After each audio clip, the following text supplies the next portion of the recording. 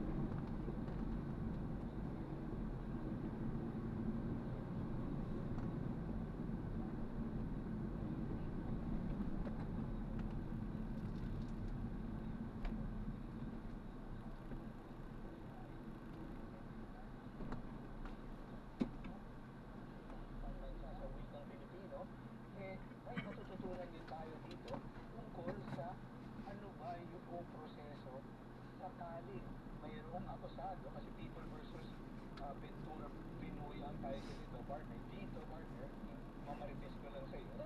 Nagkaroon ng, kumbaga, pinakusahan si Pinoya ng panggagahasa at kahindik-hindik. Ang kanyang biktima dito, partner, 10 taong gulang na batang babae.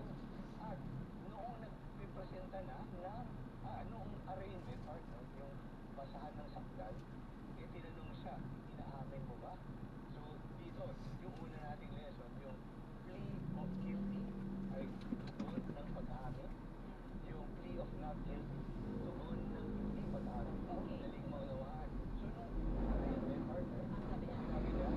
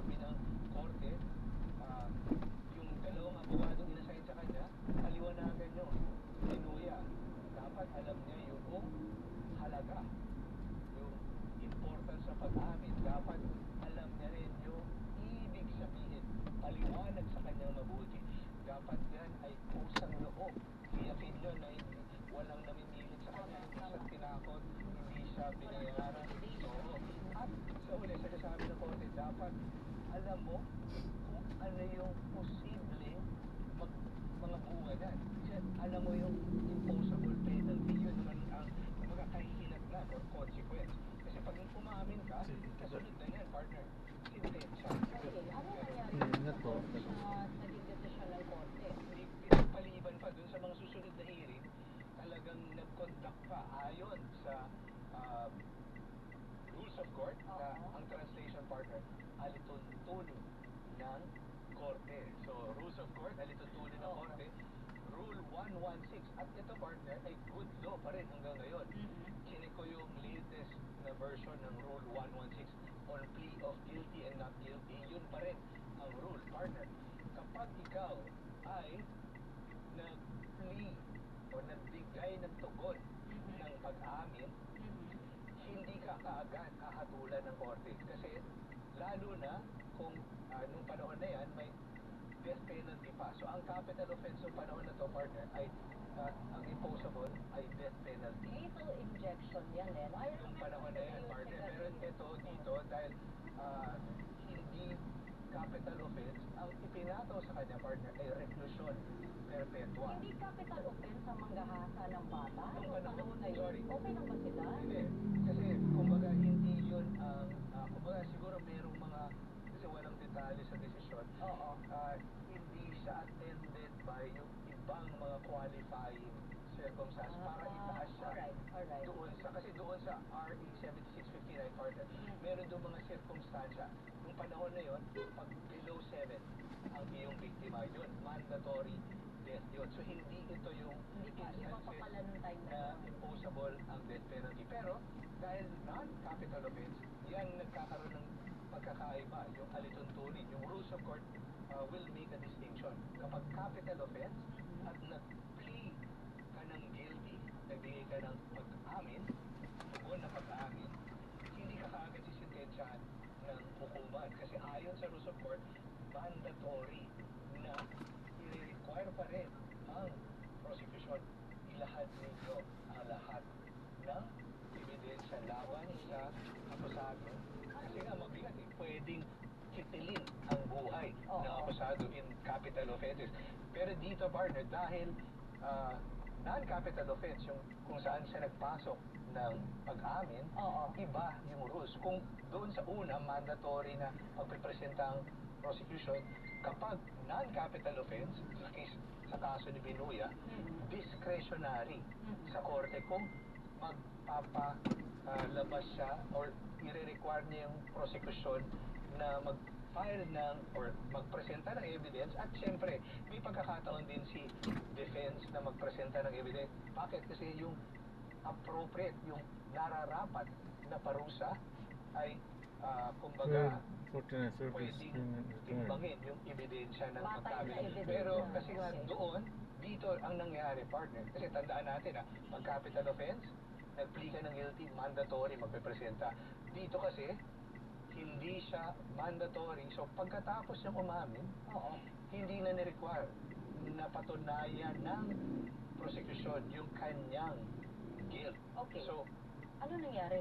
pinatawa na siya ng reclusion perpetua. Oh. At nung pinatawa na siya, partner, umakyat siya sa Court of Appeals Okay. at sa Korte Suprema, gusto niyang bawiin ang kanyang Guilty plea? oo. Ah, labo naman nito. Yun. So, ang Not guilty, hiling, guilty. Tapos kasi mag-not guilty ulit. oo. So, ang hiling niya ngayon sa Korte Suprema, number 1, ay ipawalang bisa yung pagpataw ng parusang reclusion perpetua laban sa kanya.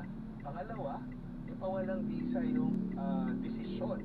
At pangatlo, Paalam po. God bless po.